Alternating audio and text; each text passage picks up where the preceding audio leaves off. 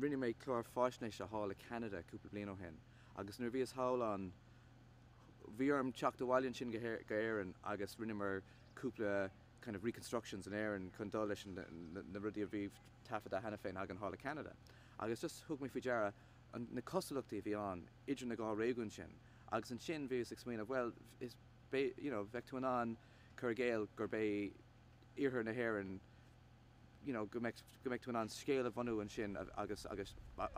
scéal atá lonithe i Canada a insin sin san áit sin, agus ní bheith cén fáib ó híomh an tíreolaíocht atá an seágan in éireann mar tá lán na tréimhse an cosúil na chéile ó híomh na crín sin, na locha, na sléifte fiúin. Go bunúsach séir atá in san scéal se ná tharla Gold Rush in san Klondike. Idir am lína 87 agus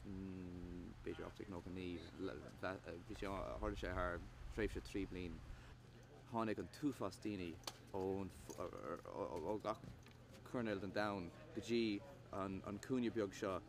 áit an ar gúilt ar fád hús i túisceart Canada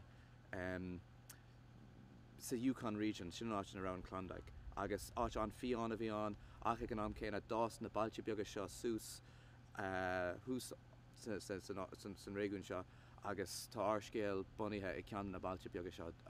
bailile ar thugann muid Dominion Creeker. Is slí amháin bhí cúpla rud a sppraig an rud a lig an smaoinmh hís an tógla sra a bhí an cúpla bliain ó hen a bhenim Deadwood agus tá raircha Deadwood ina bhfuil birch agus tá siad an leirt as gaeilge agus deirtar sa chláir sin gur Cornish miners atá sin an tanama tuchttar thu ach ag an am céine tá siad ag leirt a gaeilge na hÉireann. So sppraig an rairc sin smaoinmh macléigean bhís a rá am hain well cá go raibh siad ag leirt gaeilge ag an am sin sa Wild West cén fáin nach féidir leat Western dhéanamh agus é dhéanamh trí meán na gaeilge. Agus ag an am céine bhí ólas maithagam ar an leabharscríomh fear do bhena Mickey McGowan fear as dúna nál a thua airimicha thalga America agus bhunaí mar an kind of an bhunscéal ar an scríomh session leabhar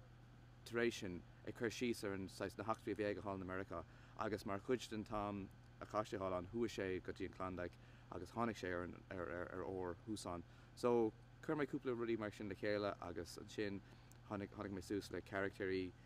nach rá ri chuir síos arthú in san leabhar sin ach cin charactéirí fiction agus bhí siad bhí mé naí a snáisteach in san down sin mar an rud ionintach faoi leabhar Mickey McGowan duine sé chuir síos ionintach ar an size down a bhí an agus ar na gaeilgóirí bhí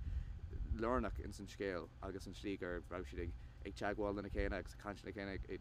ina djanga hain agus a gin sin scéalta dá chéile ag níthe ina djanga hain. So cap maker size very fertile ground chun chlár drámaíocht dhéanamh as.